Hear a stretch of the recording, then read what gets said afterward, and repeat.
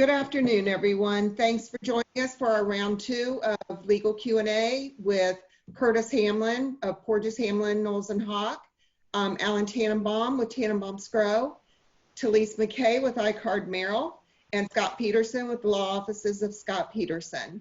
We had some questions that were submitted, and I think Curtis, who is our moderator, is going to start there. But please, as we go on through the seminar this afternoon, type your questions in the chat room because the panelists all have the chat bar up on the side of their screen, and they'll be able to answer your questions. So with that being said, I'm going to go dark, and I'm going to leave it up to you, Curtis.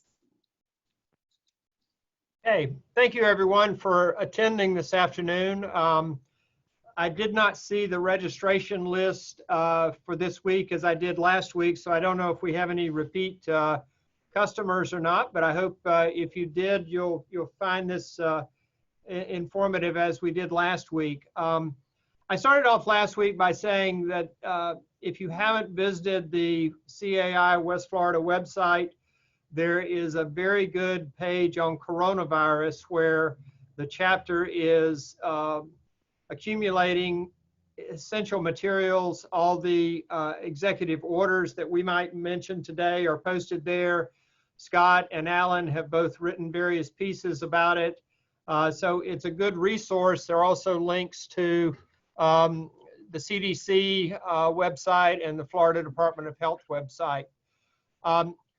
We asked people to submit questions, and as we did last week, we aggregated those into several groups because there's some commonality of questions.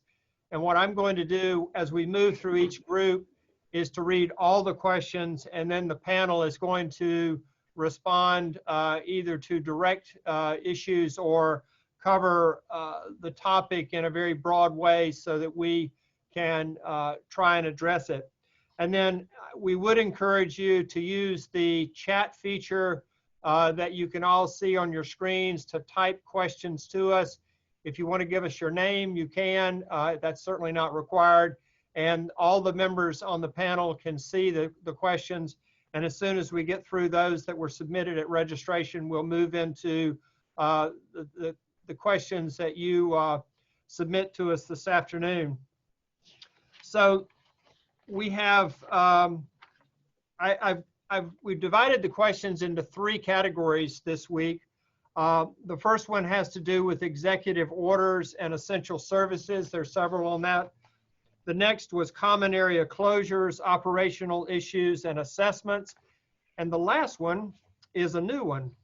And I've called it Preparing for the Inevitable, Coronavirus Litigation. And yes, there were several questions. So what I'm going to do is read all the questions in a category, and then we're going to go ahead and just discuss those. Under executive orders and essential services, the first one is there's a lot of confusion within my condominium board of directors regarding the executive order suspending vacation rentals until the end of April. Does this mean the association is not permitted to accept any new rentals for the entire month of April? What if it's a 3-week rental or a 35-day rental and the renter would like to begin their vacation on Monday, April 20th? Is this allowed? Can the board deny the request?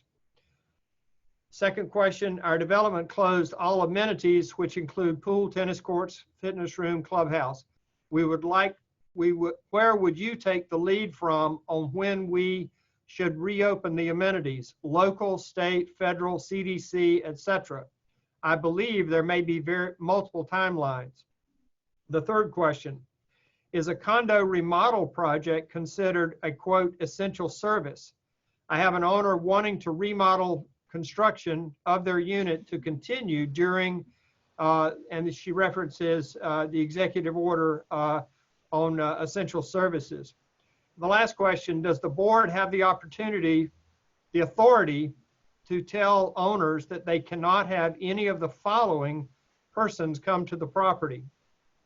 Visitors, family from out of state, cleaning people coming to clean individual units, vendors for anything other than emergency repairs, renters that are not covered by short-term rental bans, say, for example, a 2-month rental. Scott, Talise, you want to jump into those questions? Sure. Let me just chime in on the first one about the rental issue. And correct me if I'm wrong, but I don't believe that Governor DeSantis's orders 2091 or 2092 extended the March 27 order on vacation rentals. And that order expired on April 10th. Scott, there was an extension. Was There was there? an I didn't extension, see yes. There Yes. was an extension through the end of April, so it Okay. is enforceable on that. I know I've got a good number of clients that are affected by this. And in fact, the extension simply states to the end of April to April 30th. And for the specific question, And that was on- Executive Order 103. Oh, Okay. got it. Okay, I see it that. came, Got it. you know, Scott, it came over Easter weekend. And the announcement was made on Good Friday, and the actual order didn't come out until Monday. And so I had clients asking me over the weekend. So it would be very easy to have Yeah, I missed missed the that fact that it was even extended. And once you get into 3-digit numbers, into like 101, 102, 103, you know, it gets harder. The answer to this particular question is that the original order specifically stated, and I'll read it, vacation rentals are prohibited from making new reservations or bookings and shall not accept new guests for check-in during the duration of this order. You know, that to me, you know, the question here is, what if it's a 35-day rental, but they want to start on April 20th? As I read this in strict reading, I don't think you can take any type of booking, even if it were going to start technically in May or later on. It says no bookings, no reservations. So the answer, I think, is pretty easily no. But I think that would only be for a community that's subject to the executive order, which they have been declared to be a vacation rental, and they qualified under Chapter 509 as well. So just because your community might have a shorter, you know, rental term than 6 months or so, doesn't mean automatically that you fall under the order. So it's you need some guidance on that as to whether or not you're really subject to that order. And if you're not, I would say you may run into issues with your owners if you start denying access to tenants whose tenancies have already been approved through whatever approval process you have. I think you can almost answer one of the later questions on the same issue, which talked about people coming into the community or into the property. One of the last questions you had, a portion of that question was, what about those renters that are not covered by the short-term rental ban, this particular one that we're talking about? And indeed, if you don't have a vacation rental license, you're not renting less than 30 days, and you've got 6 months rental, 2 months rental, I think as this question was, those owners absolutely can be coming in. You can continue to rent those properties. It's not in the same category as this first question. And then the one question about the development closed all amenities, you know, where do we take our lead from on as to when we should reopen the amenities? The first thing to understand is there is no order that condominiums and HOAs have to close their pools. That doesn't necessarily apply to condominiums and HOAs. So if your board has made that decision, that's really the board's discretion at this point. As to who to take your lead from on a lot of this stuff, you know, I think it's important for the person who asked the question to understand the governor's orders overrode the state orders and the local orders. So you should pay close attention to the governor's orders on all this stuff. Of course, pay attention to the CDC. As far as federal orders, I'm not sure that they'll have any applicability to your particular condo or HOA. I mean, be aware of them, but I think you really have to look to the state at this point. I don't know if you had something different, Alan. I think what an order that comes from the state or the county ends up really being covered for the association. So we're going to talk about liability later. And if the governor opens things up, or your local authority opens things up, and you open them up, and then somebody sues the association for prematurely opening up the facilities, I think it will probably be a very strong defense that they were operating under some sort of governmental order to open up. So I don't think you take the lead from the government necessarily if you want to do something more restrictive, but I think it's good cover for you if you act inconsistent with what the government is allowing you to do. Let me tackle the next one about a condo remodel. Yeah, sure. And there may be some disagreement from the other panelists about what it means to be an essential service. My understanding is that it's a exclusion that allows you to operate your business or service during a time when everybody else needs to stay at home. That's my understanding what an essential service is. It doesn't apply necessarily if a vendor's coming to your property, they can't say, hey, I'm an essential service, so under all conditions I'm allowed in. I don't think that's what the term is intended for. Here's the challenge. I think that you can pass restrictions and rules governing vendors who are coming to your property. You can probably under the emergency orders refuse them entrance.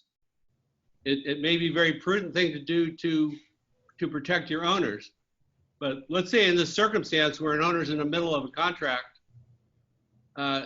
if the contractor's refused entrance, that contractor may be able to sue the unit owner for a delay claim, for instance, that I was not able to finish this job within the time frame that was called for in the contract, or materials costs went up while we were delayed. Make a claim against the owner, and then the owner, in theory, could come back against the association and take the position that my damage that was caused by this delay when I had to pay the contractor is really the association's obligation because you stopped my contract from being performed. And then you get into an issue of whether the association would then have a defense because of this national health crisis, some very interesting issues. But the risk of stopping an owner from completing a contract that's ongoing is that they may attempt to pass through some of the liability that they incur in their contract over to the association. But then you have what's more risky, allowing a vendor who could spread the virus into the building, or after this is all over, getting sued by an individual owner. The board's and management have to make that judgment. Well, and that also ties into that last subset of that question, of the following question about who can come on the site, because the last one was renters that are not covered by the short-term rental ban, say, for example, a 2-month rental. Well, if the board has already approved that rental and the owner has relied on that, it's going to be a little touchy and difficult for the board to now say, well, now your approved tenant can't enter the property. Especially since they were going to be there for a fairly long term. So you can do that if you want to take that chance, as Alan said. We've got one question on occupancy and it ties into the governor's order. This community has guest suites in their building that can be rented for 1, 2, 3 nights. Are they covered by the executive order? It sounds like these are for essentially owners to provide a space for in-town guests for a really short period of time when they can't house them in their unit. And I would be surprised if that does have that type of vacation rental license. But if it does, I would think then you are subject to that. But if it's just, I'm assuming it's a common element of some sort that's available for, or association property that's available for rental, it probably is, I would think it not be covered by that executive order, because again, it tied back to Chapter 509, which is quite specific. Curtis, I want to expound on that. I would completely agree with that, and that it's not highly, highly unlikely that that has a vacation rental license associated, not covered by the executive order. However, many association boards of directors are doing more of what the fourth question that you posed has in place. What about not allowing visitors, family out of town, and other people, guests coming in and staying at the property? So while the guest suite question may not be impacted by the executive order, the answer still may be, this suite is not available for use right now by your visitors from out of town, because the association has an imposition at the moment, a temporary rule which says we're not allowing guests or those to be coming in. And especially, of course, with the quarantine requirements and from the tri-state area, and anyone that's coming after, you know, there were subsequent orders after that, which requires 14-day self-quarantining, that these individuals that might otherwise want to use that guest suite might be impacted by that self-quarantine requirement as well. So did you see whether that tri-state order had been extended? I think it had a relatively short term as well. I think that it did, but there was a subsequent order that came out beyond that, which said anyone either coming by plane and train and automobile all have requirements for a 14-day. If you're coming in from out of state, you've got a 14-day quarantine requirement. And so there are subsequent orders, which I think collectively still put in some of the self-quarantine, although I'd have to look at the dates. We may be close to being up already on those. I want to, Linda Chapman has asked a question about what if the governor's order to open conflicts with a CDC recommendation. She said specifically as to social distancing. My opinion is that an association has the authority to have a more restrictive policy than what the government might allow. So if a board decides that, you know, for a certain period of time that certain rules about social distancing, about use of the amenities and so forth would still need to apply to their property, even after a less restrictive determination is made by the government, I think that's a business decision that a particular board can make in order to protect their owners. So again, I see any governmental waiving of past restrictions to be a cover for an association who wants to adopt those against liability. But I don't think that whatever the government determines can force you to not adopt restrictions that might be more stringent for your property. I agree with that. I agree with you, Alan. Yeah, in that list, Curtis, going back to the question on, you know, can the board prohibit certain people from coming on the property?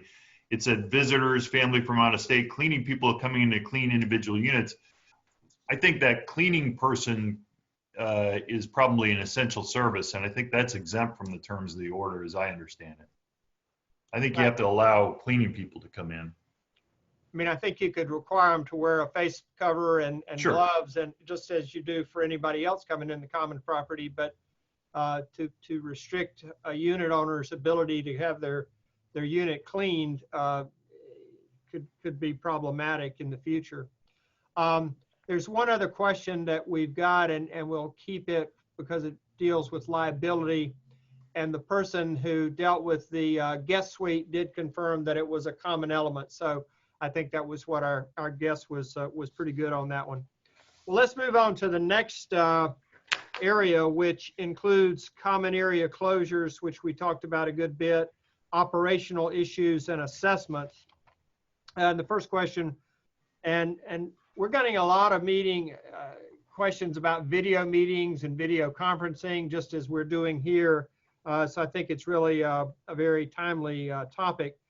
And here's the first question. It's interesting. When using Zoom for an annual meeting where an election is being held, how do you have individuals counting ballots if they are in their own homes?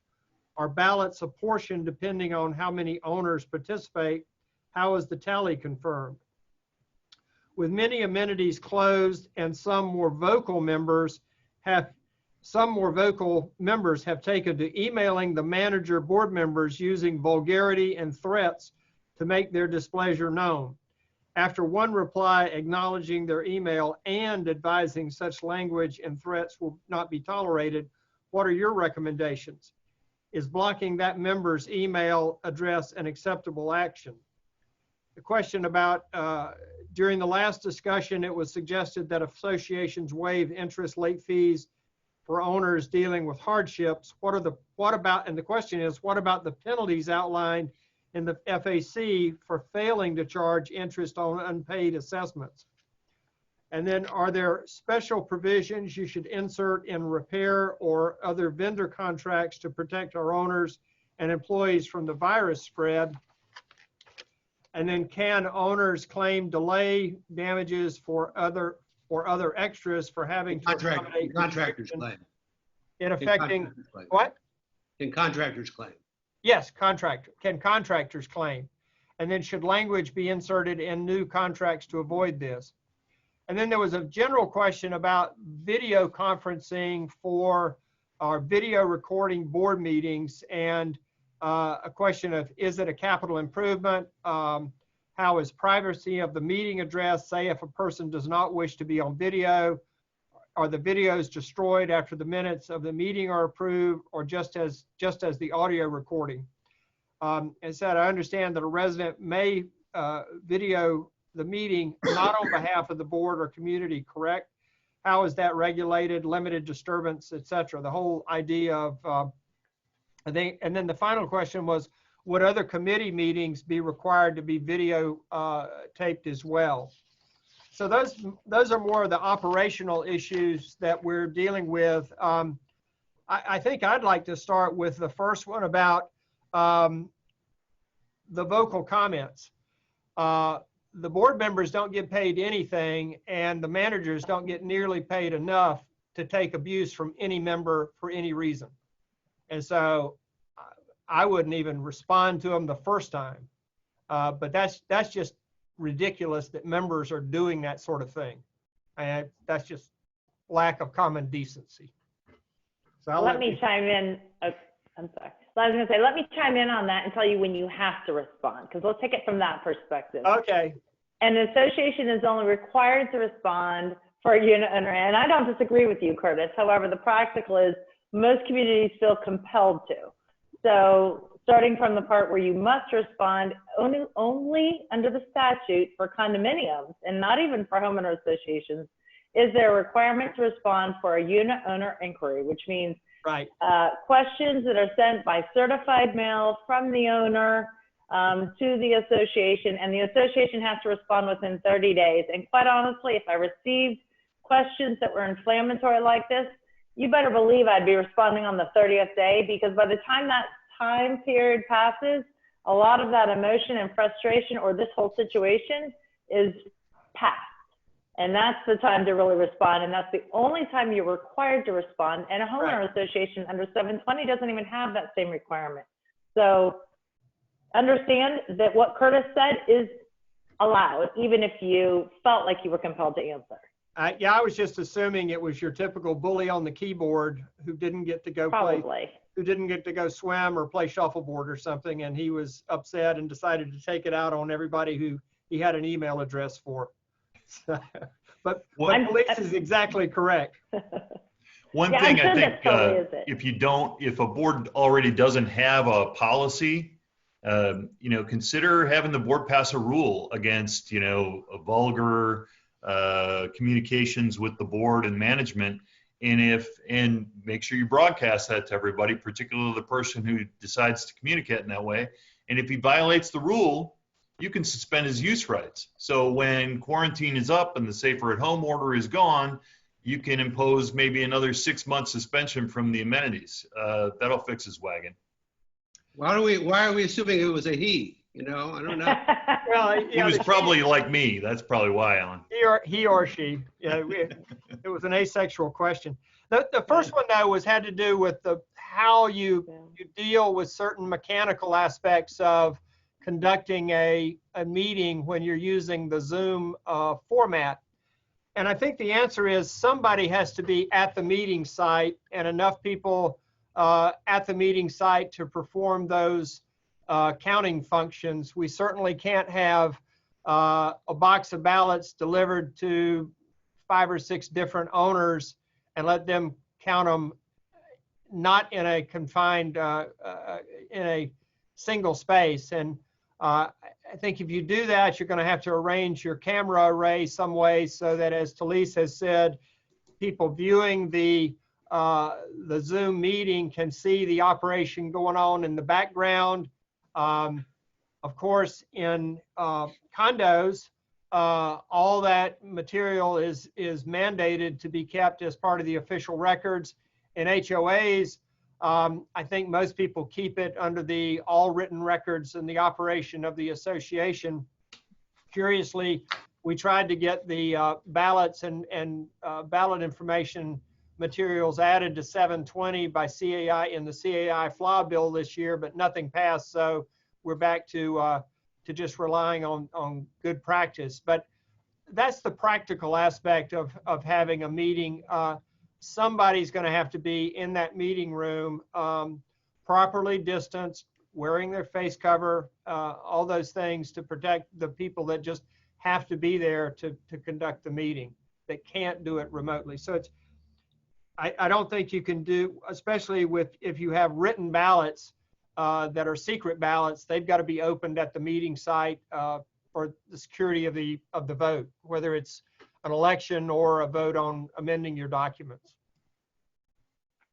Talisa's got a situation, I think, where she's going to be doing something. I don't know if she wants to share that in the context of answering the question, but she and I chatted about it earlier this week. It's very interesting. Yeah, I have homeowners associations I believe are much harder, especially if you have a nomination from the floor requirement. So one particular community that I'm working with that had put off their election and wants to now have it does require nominations from the floor. They do have a nominating committee. I think the key here is that there's not a requirement to have a secret ballot, which makes this process a little bit different or easier. But I think you could still do it with a secret ballot requirement in which at least a couple of people, less than 10, are going to have to be in a room together. And I think probably the ballot counters, if you have secret ballots, could be, and say there's 4 of them and 2 at a table. So the ballots, secret ballots could be collected. But to address the specific issue for nominations from the floor, we considered Zoom people to be present in person. If proxies were mailed in advance, then the association was looking at those proxies as true proxy holders, like you would expect for nominations from the floor. Simply made an announcement, just like you would if we were in a room. Are there any nominations from the floor? I open that, I close that, and then you count the ballots. And for a secret ballot, for those ballots that are turned in, or if they would like to email them immediately to the manager, and the manager then is printing them out on site and giving them to be counted, or you can take a picture with your phone and email. So those that don't have scanners in advance, you can, I think, use some of that process. Or if it's not required to be secret ballots, we're going to use a process in which we say, okay, Scott, do you mind using Zoom to go ahead and cast your vote for the individuals? Alan, do you feel comfortable with that? And if the answer is yes, we'll have a scribe actually scribing down the vote, and then that actual scribe will be part of the official records. It will be our assistant manager in our case signing it, and that will be the ballot, since it's not required to be a secret ballot in that case. And if it is, you may have to be saying, okay, for the next 5 minutes, stay on hold while we receive all of these emails or all of these verification and have them signed. And you can always say, is this your signature on the outside of this envelope? Do you see this? That kind of thing. I think there's ways, depending on your process, to figure out how to use this. And I think it's possible if you do not want to postpone, if you're okay with postponing, especially for homeowner associations into June, July, obviously that may feel more comfortable and be easier. So, but there's a way. I think there's a way if you want to try it. And I see from the chat comments that Talisa's client is listening and happy to have been a discussion issue. So we thank Talise for being on the cutting edge of how to deal with these issues. Yes. One of the other questions has to do with penalties by Dbpr for failing to charge interest on unpaid assessments. And I've read those fining guidelines, and they really are the division's guidelines for if they find these things. And under these circumstances, I have a feeling the division is going to have a lot of other things to do than come looking for those kinds of issues. And it only would come up if the division somehow gets involved with your association and they do some sort of an audit. I think if you have a justification for that and a good faith belief that that was the good thing to do, the division's not going to bust your chops over something like that. I just can't imagine that'll happen. I could be wrong, but I don't think it'll happen. I have a couple of comments. Go ahead. I think those are aimed at, kind of systemically, this association isn't charging interest on anybody's assessments. Right. That's not the case here when you make a determination based on the facts to make an excuse on a 1 or 2 time basis. I don't think the division's going to worry about that. Honestly, the division doesn't hear assessment cases, so the chances of them hearing a case in which this even comes up would be a Bureau of Compliance kind of complaint. And say that it did happen, what does the Bureau of Compliance do?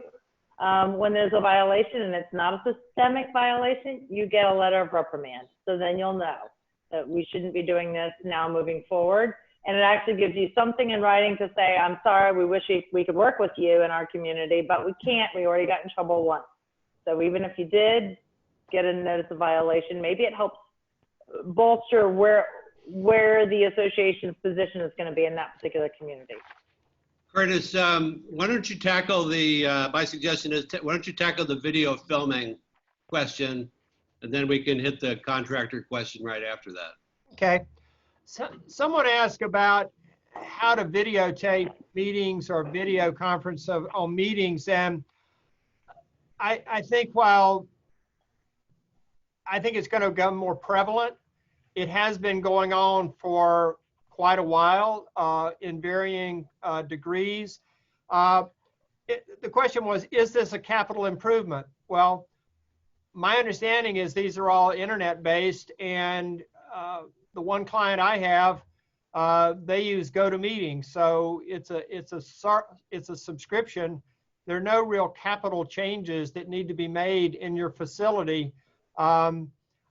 I know today, I think Scott, Talise, and Alan are all participating based on the camera in their laptops. I happen to have a camera mounted to my video screen, but the community that I talk to, they have an association-owned laptop that hosts the meeting, and the president, or if she's not there, she hands it off to the vice president. They have the entire meeting recorded on GoToMeeting, and they allow all their members to participate by watching on video, and also they can participate audibly if they give them that permission. They can all listen in on the phone. They then, after the meeting is done, they post the entire file to the association's website. And then after them, and one of the questions was, what do we do after the minutes are approved? Do we dispose of the audio and the video, the visual content? And their practice is to do just that. So they've got the audio and the video up on the association's website. They are, I'm thinking the size of the condo, they're not required to have an independent website, but they elected to do that a number of years ago. So they make that available, but their policy is, and it's a written policy, that because they are recording it, members aren't allowed to come in and record independently because it's readily available. And then when the minutes of the meeting have been approved by the board, the audio file and video file is disabled, taken down, whatever you want to call about it, and the official record is the minutes of the meeting. So that's what this one edition is doing. And so I think that's something we're going to see more and more communities. While we were preparing for this, I got a call from one of my HOA clients. It's about a 900 unit community down in Charlotte County. And that was his very question, was how can we have board meetings when people are all over the place? And so we chatted for a few minutes, and I think that's maybe the direction they're going to go in. So I think we're going to see more and more people. And while our bylaws right now probably don't address this in much detail, I think it certainly is something that could be easily added, especially if your bylaws are structured so that the board can amend the bylaws. I think this would certainly be something that would be a good way. The only thing is to be careful that members can always participate in some way, either by calling in to a conference call or logging into a video presentation, just like we're having here. And then you would need to allow for some communication. If you have owner comments during your live board meetings, you've got to open those microphones and that sort of thing. So there are ways to deal with it, but I think it's a good question, and it's something that I think more and more of our boards are going to go move towards. So we had two more questions in that group, and those had to do with contract clauses. So Alan, you want to take a crack at those? So I'm really referring to like a major repair project where you're going to have a construction company coming in, let's say to do balcony repair, window restoration, stucco, roofing. They're going to come in with a crew of contractors. Hopefully they can access most of what they need to from the outside, but they may need to come into the building. Or even outside, they may be walking in areas where where owners may be outside walking their dogs and so forth. As part of the project manual, you have things like, contractor obligation to clean up the site after the day's over. Well, that's where these provisions should be inserted that talk about what precautions the contractor is required to undertake when they're coming and entering your building as far as distancing, what their employees have to wear, maybe even how they have to screen their employees. If they're going up and down the elevators, I think you can you can insert provisions there. The important thing is that it's agreed upon before the contractor's entered into, so the contractor's bid price is based upon an understanding that those restrictions are in place, and that helps avoid really what's called for in the second question, which are delay damages. If you have an existing contract right now, and now, in the middle of a project, you impose restrictions on the contractor. The contractor believes that those restrictions have either lessened the amount of time they can spend on the property to complete their project, or somehow slow down the course of the project. You may get hit with a delay damages claim because it was not anticipated when the contract began. So again, what you want to do with a new contract is have the contractor acknowledge that he's taken into consideration the fact that there may be extra time spent on the project having to do with meeting restrictions, that they've included that in their price. But you actually may get hit with a potential delay claim or claim for extras, or again, material costs can go up if a project's delayed. And you have to be prepared for that. But it's, again, another situation where, you're protecting the safety of the owners. If you have to pay a little bit more under a contract in order to affect that, it's probably worth the extra price. Okay, thank you. Someone was clarifying something. He says, so just to be clear, cleaning people and contractors during doing remodels are considered essential service unless the board says to deny them entry into the building. That was a comment from one of our people. I can answer. Go ahead. I can address some of that. On the specific Executive Order 20-91, one of the essential services is open construction sites, irrespective of the type of building. So the question that was posed today had to do with continuing a unit owner construction or remodel. And I know with respect to remodels that are going on, those are clearly part of the essential services. And keep in mind, the executive order is written from the point of view as a worker, not who you're allowed to let in or from the association's point of view, but from the worker's point of view. So the association has some of its rights, but for a worker, an essential service is anything. They're entitled to go to work on projects in which there's open construction. So maybe that helps clear a little bit of that.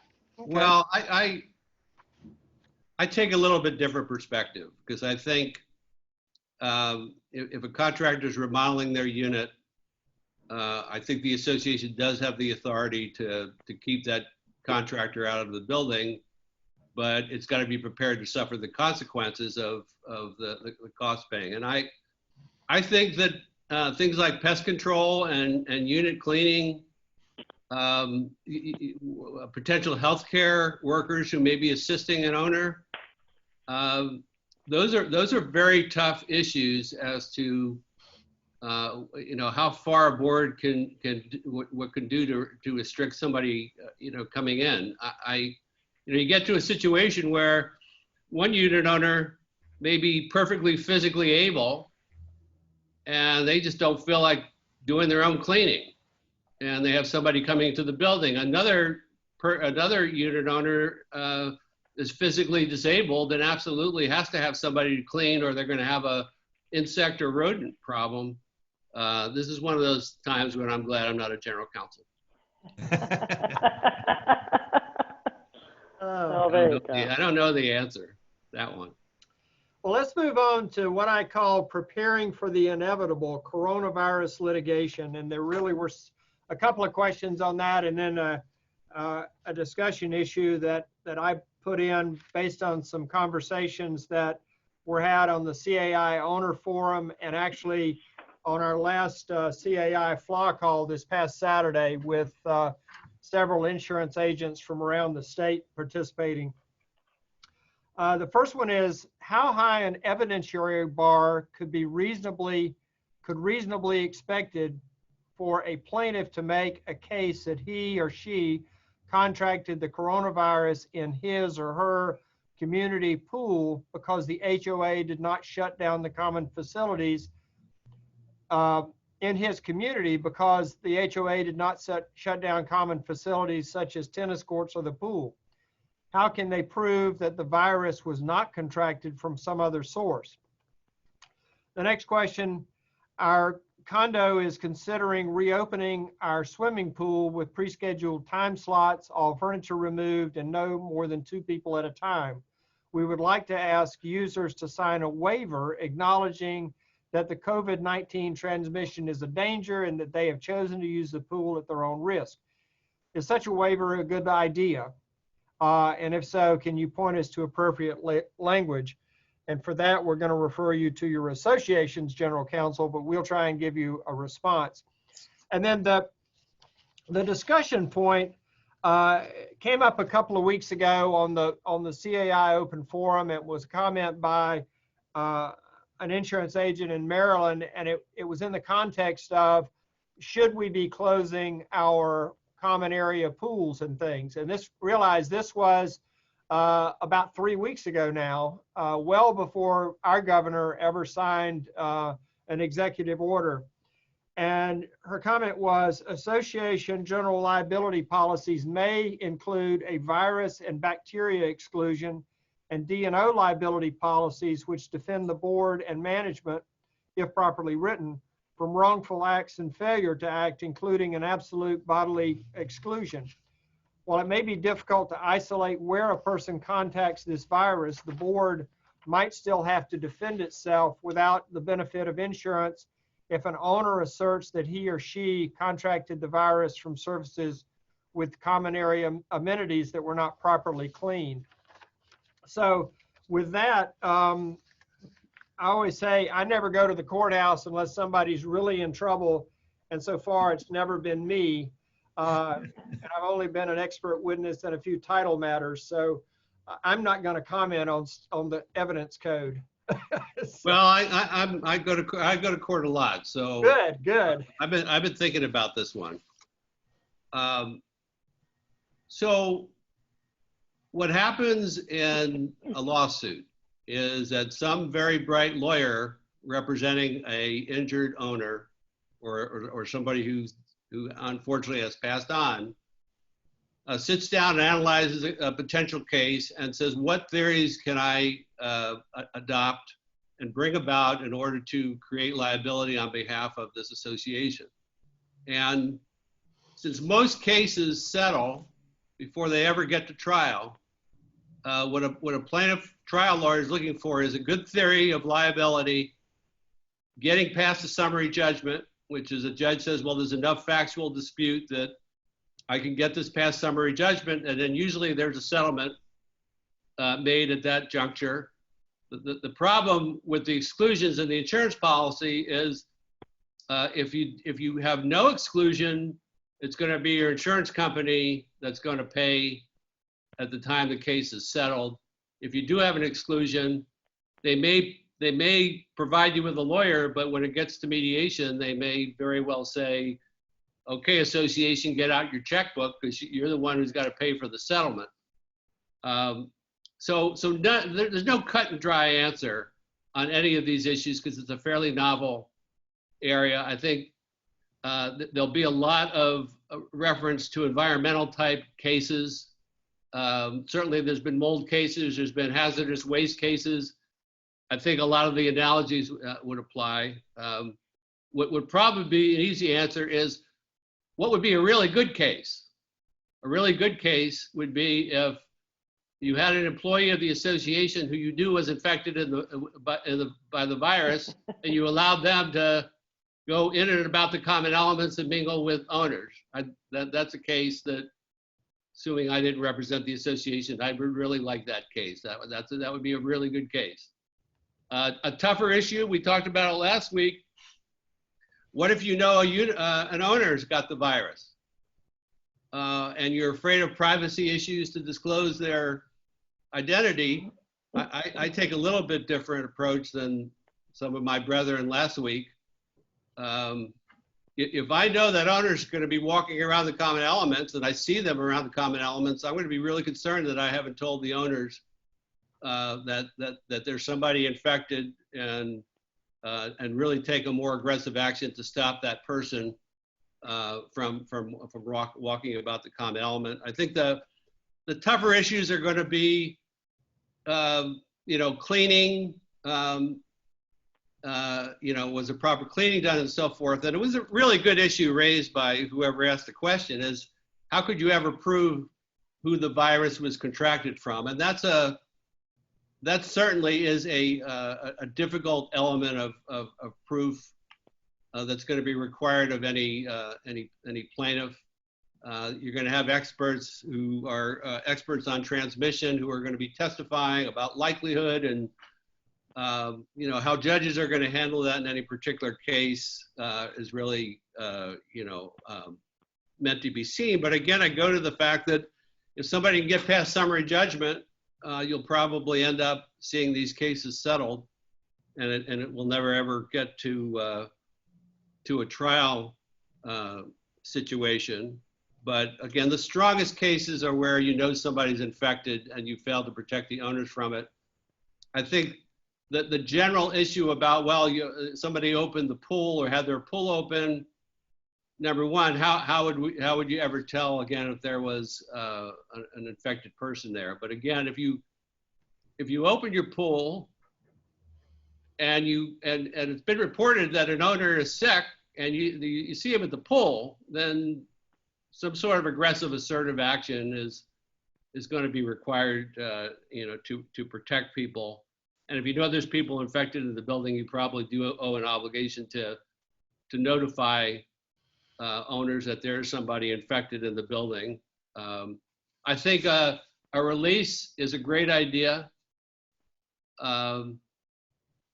The problem with releases is you better be diligent and get one from everybody, because if all of a sudden you have a release policy and the manager leaves at 3 o'clock, but the pool's open till 5 and nobody's collecting releases for the last 2 hours, you're going to potentially set up a cause of action that, well, I got infected at 4 o'clock and there was a person with me at the pool who there was no release secured from me, and I'm not bound by the release. So if you're going to have a release policy, you're going to have to enforce it very strictly, which can be difficult because, I hear that managers have a few other things to do other than running around getting people to sign releases. But Right.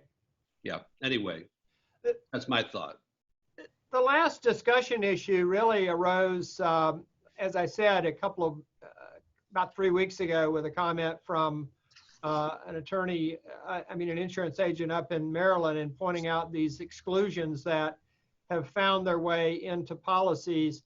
And I was on the CAI FLA call last Saturday, and Barry Scarr, who is a FLA delegate and who's also a member of our chapter, said his company is already processing at least a couple of potential claims relating to this. And the issue is that the carriers have put these exclusions into these policies because they are controlling the market right now.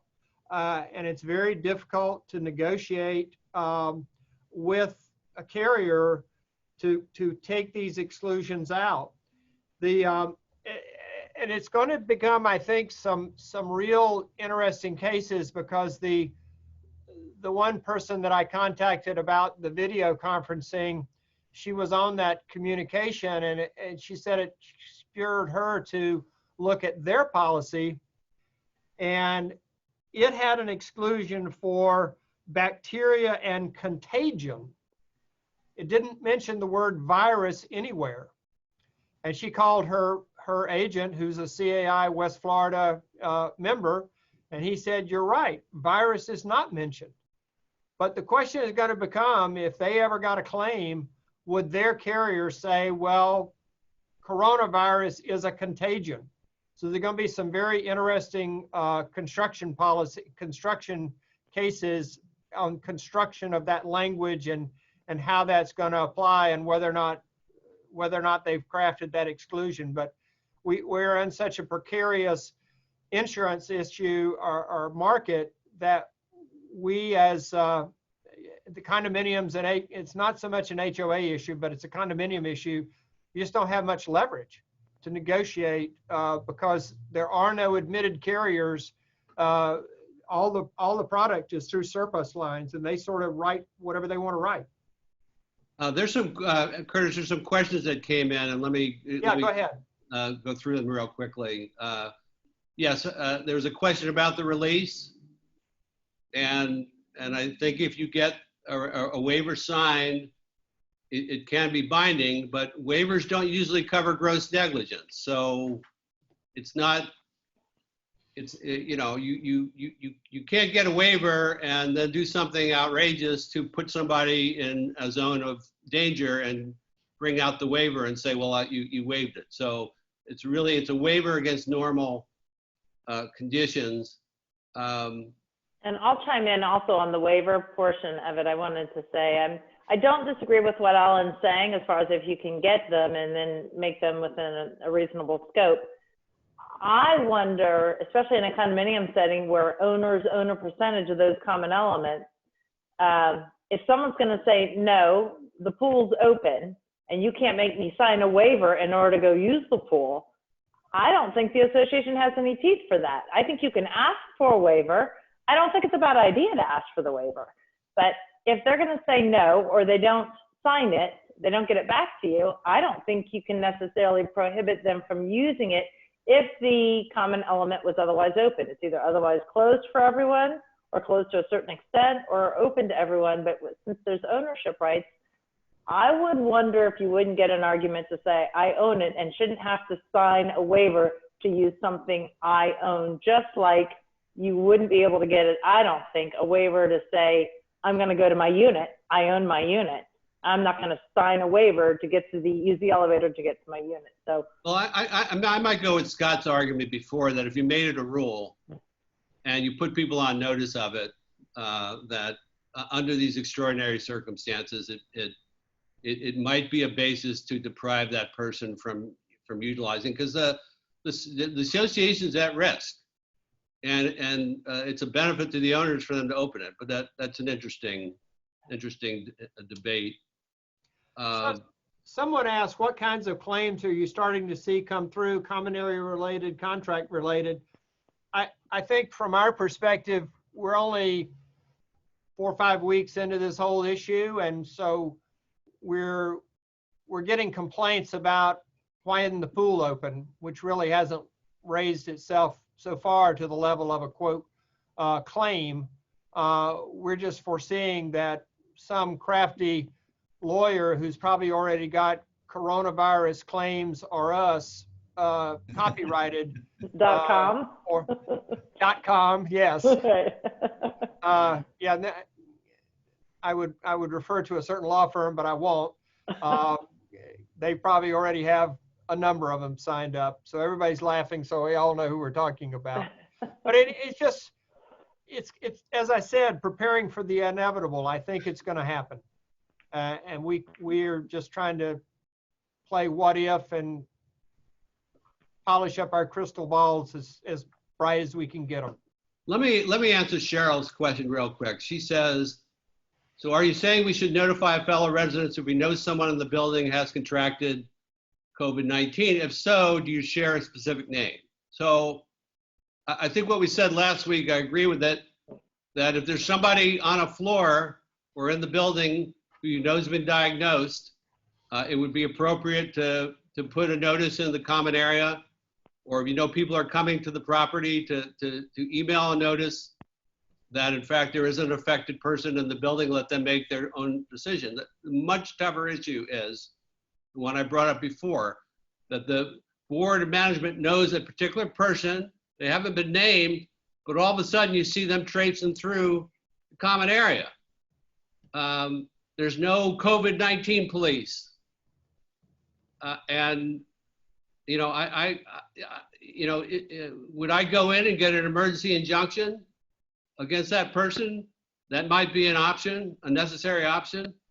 But then you got into a real tough question, whether at that juncture you can violate the person's privacy rights in order to inform the other owners that this particular owner may be walking through the common element and they're not abiding by our request that they stay in their unit. That's a tough question. That's why I do construction law, like I said, and these guys are general counsel. Well, I think we've answered all the questions that are out there, and Karen, I see, is back on the screen, so we'll let her wrap up and tell you about some upcoming webinars, which she's already cued us into, and I'm going to be listening to all of them as they come up. And Curtis, I think for the folks who, I see a lot of questions there, and I'm going to volunteer the 3 of you if any of these folks want to follow up on a question or two that they can call you. They know how to reach us. Yeah, we'll be happy to help you out if we can. I want to thank everybody for participating today, and panelists for you to participate last week and this week. Both sessions were wonderful. And last week I got a lot of great comments about the session, and I'm sure I will today. I just want to let everybody know that we're really trying to provide some good information to you during this weird time. And next Thursday at 2 o'clock, I have Ed McCrane, who is with the Sarasota Emergency Management. He's going to talk about disaster preparedness in in this era of COVID-19. Also, the next Thursday, the 30th, we've got a lady who has a company up in St. Pete that does electronic voting software, and she's going to provide a lot of information on doing electronic voting in your communities. And I think that might be something that if things like this happen more often, people are really going to need. So we're going to start promoting. They're up on our website. You can register for them. And we're going to start sending out email blasts this afternoon. I also have board certifications. I've had some people say that they've got annual meetings in April. They've got, board members that need board certifications. And I've got Mary Hawk, who is one of the partners with Curtis's firm, Bill Ashby and Laura Howe, who are two of our managers, and they're going to present a HOA board certification and also a condo co-op board certification. And those are going to be the first week of May. And we're working on the marketing piece and to get those up online. So as soon as we get those completed, we'll let everybody know about those. All these seminars and board certifications are, free. So please take advantage of them, and we'll keep working hard to try to get great seminars out to you, particularly when we're not able to all get together. Karen, before you leave, I just wanted to mention that I'm a member of 3 other CIA chapters, and this chapter's by far doing much more of a job in communicating with its members, providing education and opportunities. And I want to congratulate you and the board of this particular chapter for doing much more than I've seen the other chapters do. Thank you, Alan. We appreciate that. Good. We appreciate that. Thank you again, everyone. And we hope to see you at future webinars. And thank you, panelists. You're great. Thank you. Glad to help. Take care. Bye-bye.